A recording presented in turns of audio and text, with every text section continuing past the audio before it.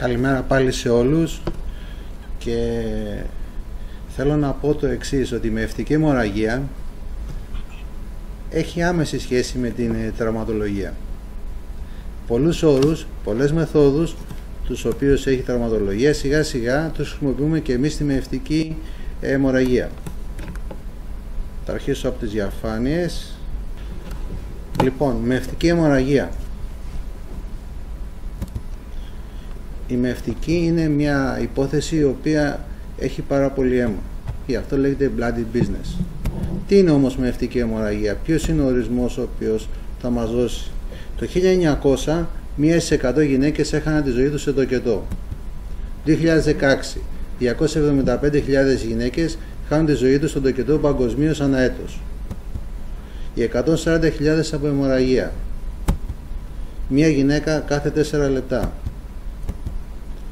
Όλες οι κοίησεις, ανεξάρτητα είναι χαμηλού ή υψηλού ρίσκου, κινδύνου, έχουν προδιαθεσικούς παράγοντες να κάνουν μυευτική αιμορραγία. Γι' αυτό και η μυευτική αιμορραγία είναι ένας όρος ο οποίος είναι συνυφασμένος με το near misses, δηλαδή κοντά στην απώλεια. Τι είναι όμως μαζική μυευτική αιμορραγία? Όπως είπαμε, είναι η απώλεια του αίματος. Είναι διαφορετικοί ορισμοί όταν έχουμε ένα κολπικό τοκετό και διαφορετικά είναι όταν έχουμε μια καισαρική. Σε ένα κολπικό τοκετό μια απώλεια αίματος πάνω από 500 ml, σε μια καισαρική πάνω από 1000 ml. Η μαζική μυευτική αιμορραγία μπορεί να χαρακτηριστεί σε πρώιμη και σε όψιμη. Στις πρώτες 24 ώρες είναι πρώιμη. Μετά από τις 24 ώρες είναι όψιμη. Συνήθως όμως το 90-95% είναι πρώιμες. Για την κατάταξη των κλινικών σενάριων που μπορεί να προκύψουν στη μαζική αιμορραγία έχουν προταθεί πολλοί ορισμοί. Ο ένας είναι μια απώλεια αίματος 150 με 180 ml το λεπτό. Η απώλεια του 50% του όγκου του κυκλοφορούντος αίματος σε 3 ώρες. Μετάκιση 10 μονάδων αίματος μέσα σε 24 ώρες.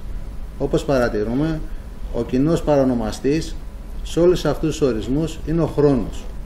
Και είναι σημαντικός, όπως και στην τραυματιολογία, ο πιο σημαντικός παράγοντας μετά την απώλεια της ποσότητας του αίματος είναι ο χρόνος. Υπάρχει αυτή η διαφάνεια, μια παλιά διαφάνεια που χρησιμοποιείται στη μυευτική, είναι στις αιτίες μυευτικής αιμορραγίας, είναι το περίφημο 40S. Στην κορφή είναι ο τόνος, γιατί ο τόνος είναι η τονικότητα, ο τόνος της μήτρας. Οι περισσότερες μυευτικές αιμορραγίες οφείλονται σε ατονία της μήτρας. Ποσοστό 70 με 80%. Το tissue αφορά τον πλακούντα. Η θρόμβωση είναι παθήσεις του αίματος και το τραύμα είναι κακώσεις του γεννητικού συστήματος. Εμείς όμως έχουμε τροποποιήσει αυτό το 40S, το έχουμε κάνει διαφορετικά, έχουμε βάλει και την πέμπτη αιτία που μπορεί να έχουμε μυευτική αιμορραγία, είναι η έλξη. Μπορεί να έχουμε μια εξτροφή της μήτρας, ποσοστό χαμηλό. Ο τόνος πάντα είναι 70 με 80%. Το tissue έχει ανέβει. Το tissue είναι ο πλακούντας. Ο πλακούντας πολλές φορές είναι διαισθητικός, είναι επιποματικός. Μία από τις κυριότερες αιτίες που ο πλακούντας είναι διαισθητικός είναι οι προηγηθήσεις καισαρικές. Βρισκόμαστε σε μια χώρα που έχει ένα 60% περίπου, είτε σε ιδιωτικές κλινικές είτε σε πανεπιστημιακές κλινικές, το ποσοστό των καισαρικών είναι περίπου 60%. Είναι πολύ μεγάλο το ποσοστό και αυτό είναι μία από τις αιτίες που έχουμε ευξημένους διαισθητικούς πλακούντες. Επομένως, τα αίτια μυευτικής αιμορραγίας είναι η ατονία της μήτρας, η ρήξη της μήτρας, ο τραυματισμός γεννητικών οργάνων, η εξτροφή της μήτρας, παραμονή τμήματων πλακούντα, διαταραχές πυκτικότητας. Ποιοι είναι οι παράγοντες οι οποίοι οδηγούν σε μία μήτρα να κάνει ατονία? Καταρχήν, το πρώτο είναι η υπερδιάταση της μήτρας. Είναι διαφορετικό μία μήτρα η οποία κυοφορεί ένα έμβριο από τη μία μήτρα που κυοφορεί 2 έμβρια. Ένα υδράμνιο, μία μακροσωμία, ένα μεγάλο έμβριο. Οξύς ή παρατεταμένος τοκετός. Η χρήση της οκυτοκίνης. Η οκυτοκίνη είναι ένα εργαλείο. Ανάλογα πώς το χρησιμοποιείς, σε βοηθάει ή μπορεί να σου δημιουργήσει και προβλήματα. Η πολυτοκία. Μια γυναίκα έχει διαφορετικούς κινδύνους όταν έχει κάνει 2 καισαρικές ή αν έχει κάνει 3-4. Η χωρή αμνιονίτιδα, μια φλεγμονή. Και το κολλητικοί παράγοντες είναι σημαντικοί. είναι το θικό μαγνήσιο, η νιφεδιπίνη είναι το περίφημο ανταλάτο ή γκλοπύρ.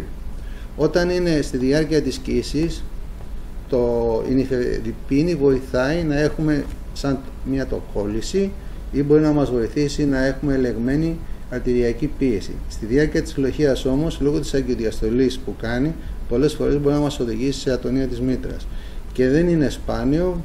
Εμείς σαν μευτική κλινική είχαμε αυτή τη βδομάδα ένα τέτοιο περιστατικό. Διαταραχές πυκτικότητας είναι κληρονομικές διαταραχές πήξης, αιμορροφιλία, επίκτητες, θρομβοπενία, σύνδρομο HELP, διάχυτη δαγκιακή πήξη και αντιπυκτική θεραπεία. Δεν είναι συνηθισμένες. Τι μπορούμε να χρησιμοποιήσουμε για να αντιμετωπίσουμε μια μαζική αιμορραγία? Μητροσυπαστικά. Επιπομματισμό με μπαλόνι, το περίφημο μπάγκρι και κομπρέσες. Συμπιεστικές ραφές. Απολύνωση των αγκίων.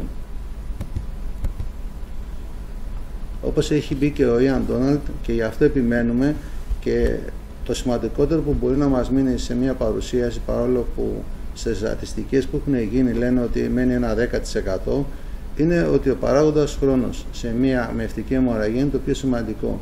Και θέλω να δώσει έμφαση στο γεγονός αυτό.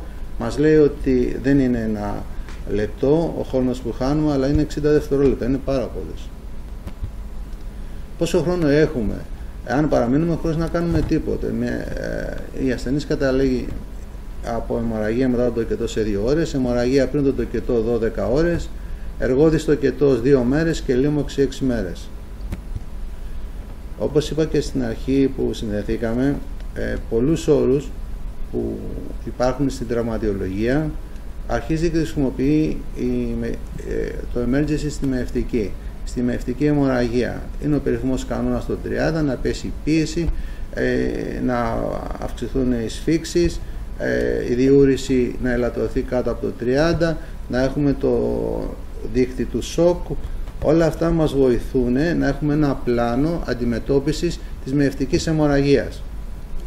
Γιατί όταν καλείσαι να αντιμετωπίσεις μια μευτική αιμορραγία, οι αποφάσεις είναι γρήγορες και θα πρέπει να ενεργήσεις πάρα πολύ γρήγορα, γιατί κινδυνεύει η ζωή της ασθενούς.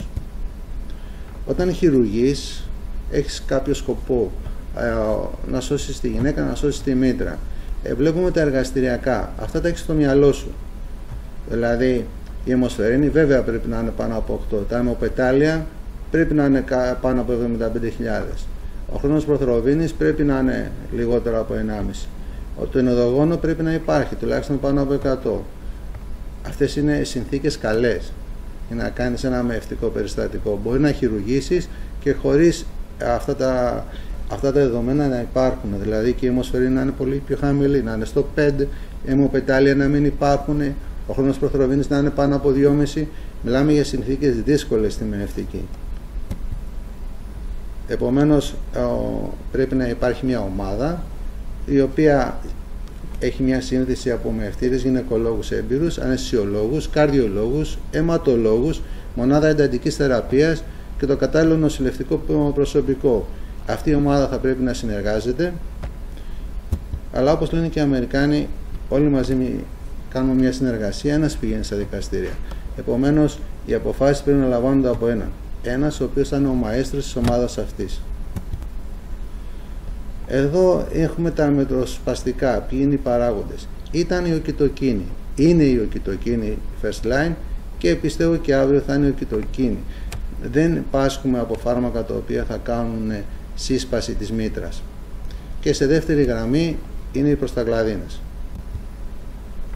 Μέθοδο υποπομματισμού. Εδώ αρχίζει στη μευτική και γίνεται μια επανάσταση. Και εδώ παίρνουμε στοιχεία από την τραυματιολογία και εδώ παίρνουμε στοιχεία από τη χειρουργική. Εδώ και χρόνια χρησιμοποιούνται τα μικροκολπικά ταμπών και έρχεται μια επανάσταση με τα μπαλόνια μπάκρι και με το διπλό μπαλόνι, το double μπαλόνι ή συνδυασμός αυτών. Το μπαλόνι το μπάκρι είναι ένα μπαλόνι που μπαίνει πάρα πολύ γρήγορα στη μήτρα όταν έχουμε μευτική αιμορραγία ή ατονία. Έχει ένα πλεονέκτημα συγκριτικά με τα ταμπών, ότι εάν γεμίσουμε αυτή τη μήτρα που βλέπετε με ταμπών, θα περάσει αρκετή ώρα για να δούμε αν έχουμε αιμορραγία. Δηλαδή, αιμορραγία μπορεί να έχουμε με στοιχεία έμεσα. Να ανεβαίνουν οι σφίξεις, να ανεβαίνουν οι σφίξεις, να πέφτει η πίεση, το αίμα να μην βλέπουμε που πηγαίνει και να γεμίζει τα ταμπών που έχουμε βάλει. Μπορεί να βάλεις 2, 3, 4 και 5 και 6 μητροκολπικά ταμπών. Ενώ με το μπάκρι που καλύπτει πολύ γρήγορα την κοιλότητα της μήτρας, έχει ένα σωλήνα παροχέτευσης και βλέπεις το αίμα που χάνεται ανα πάσα στιγμή. Είναι πάρα πολύ σημαντικό αυτό. Είναι ένα άλμα στη μεευτική. Στην απολύνωση των αγκίων ξεκινήσανε βλέποντας μία μήτρα η οποία αιμορραγεί, να απολυνώσουμε καταρχήν τα μητρία αγκία, να απολυνώσουμε το ένα, τα δύο μητρία αγκία, να απολυνώσουμε τις οδηγικές, να φτάσουμε στην απολύνωση της έσωλα-αγωνίου.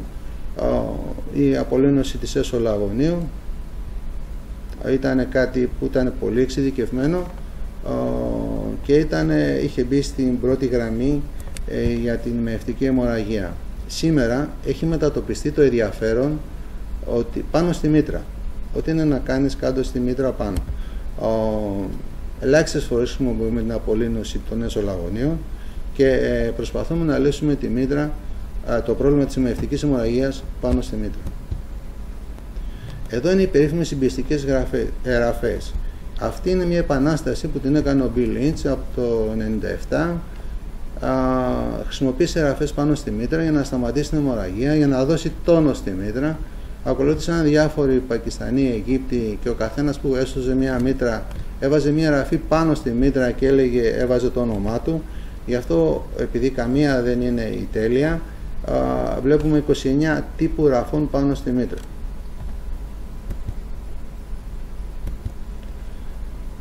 Στη μεευτική αιμορραγία υπάρχει ένας μύθος ότι μπορούμε να υπολογίσουμε με ακρίβεια την απώλεια του αίματος. Είναι πάρα πολύ δύσκολο. Όχι μόνο στη μεευτική, αλλά σε οποιαδήποτε αιμορραγία είναι δύσκολο. Εδώ βλέπετε μια διαφάνεια που τη δείξανε σε επαγγελματίες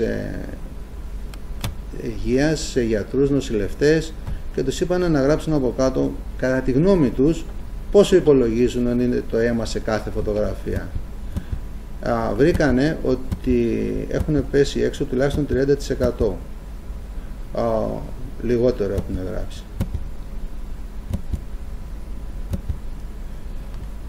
Ένας άλλος μύθος είναι ότι στη μεευτική αιμορραγία το πρώτο βήμα είναι η ολική στερεκτομή. Η αλήθεια είναι ότι καμία γυναίκα δεν πρέπει και δεν έρχεται στο μεευτήριο με σκοπό την απώλεια της μήτρας της. Απαραίτητη και σωστή ενημέρωση της γυναίκας σε όλες τις παθολογικές καταστάσεις και εκκοίησεις πρέπει να υπάρχει. Ακόμα και ο κίνδυνος όταν έχουμε επιπωματικό διαισθητικό πλακούντα πρέπει να είναι ενήμερη η γυναίκα για τους κινδύνους που διατρέχει και για την προσπάθεια που πρέπει να γίνει από ειδικούς για να σωθεί η μήτρα της. Η στερεκτομή, όπως έλεγε και ο Μπράουν, είναι το τελευταίο όπλο που μπορούμε να χρησιμοποιήσουμε σε μια ατονία και σε μια μεευτική αιμορραγία. Πότε αποφασίζεις για λαπαροτομία και για να κάνεις μια ιστερεκτομή? Είναι η περίφημη φράση, είναι πολύ νωρίς για να πεις το ναι ότι το κάνω και είναι και πολύ αργά για να πεις το όχι. Ο τύπος της ιστερεκτομής που κάνουμε σε μια μεευτική αιμορραγία εξαρτάται πάντα από το μεευτήρα γυναικολόγο και από αυτόν που χειρουργεί. Υπάρχει η ολική ιστερεκτομή, υπάρχει και η φωλική ιστερεκτομή. Εδώ μπαίνουμε σε ένα άλλο κεφάλαιο που είναι καινούριο και για την Ελλάδα και για την Ευρώπη, είναι η μετάγγιση αίματος. Είχαμε χρόνια την ετερόλογη μετάγγιση, ήρθε η ορθοπαιδική ειδικότητα και οι καρδιοχειρουργοί και χρησιμοποιήσανε και άλλες ειδικότητες, για να μην αδικώ κάποιον, την αυτόλογη μετάγγιση. Στη μεευτική η αυτόλογη μετάγγιση ήταν ένα μεγάλο ταμπού και στηριζόταν ότι δεν πρέπει να γίνει, κινδυνεύει η γυναίκα από μια πνευμονική εμβολή, κινδυνεύει. Όλα αυτά είναι μύθι. Το 2017 έγιναν συζητήσεις, δημοσιεύτηκε και μια μελέτη στην Αγγλία, οι ασθενείς θέλανε το δικό τους αίμα. Εμείς σαν μεευτήριο και στην Ελλάδα πιστεύω για πρώτη φορά σε επανειλημμένες ασθενείς έχουμε χρησιμοποιήσει το περίφημο Cell Salvage. Τι είναι αυτό? Όπως βλέπουμε εδώ σε μια διαφάνεια που είναι πάρα πολύ εντυπωσιακή, με μια αναρρόφηση από το χειρουργικό πεδίο γίνεται αναρρόφηση όλων των υγρών. Πηγαίνει σε ένα ρεζερβουάρ, πηγαίνει σε μια μηχανή η οποία το αίμα φυγοκεντρείται, τα άξια στοιχεία πετώνται και ξανά πηγαίνει το αίμα, το δικό της αίμα, πάλι στην ίδια ασθένεια. Είναι μια επανάσταση αυτό για τη μεευτική. Το είχαν χρησιμοποιήσει οι ορθοπαιδικοί που είχαν πολλές αιμορραγίες, το χρησιμοποιούν οι καρδιοχειρουργοί. Είναι διάφορα μηχανήματα τα οποία εξελίσσονται και εμείς το έχουμε χρησιμοποιήσει πάρα πολλές φορές και πιστεύω ότι είναι μια πρωτοπορία και για την Ελλάδα και για την Ευρώπη. Είναι από ένα περιστατικό, ένα υποπνευματικό πλακούντα που έγινε συλλογή 9 λίτρων περίπου, 9.028 ml και έγινε πάλι στη γυναίκα, της δώσαμε 2.424 ml αίμα, δηλαδή πήρε τουλάχιστον 8 με 9 φιάλες αίμα. Το μειονέκτημα είναι ότι το αίμα το οποίο συλλέγουμε αυτό δεν έχει αιμοπετάλια.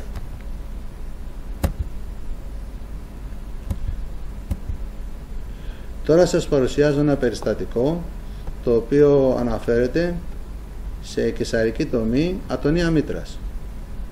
Είναι μια γυναίκα 26 ετών, πρωτοτόκος, γυναικολογικό εκατομικό ιστορικό ελεύθερο, λήψη ΙΝΟΧΕΠ για μεευτικούς λόγους, αυγενική διαφάνεια και β' επίπεδου φυσιολογικές.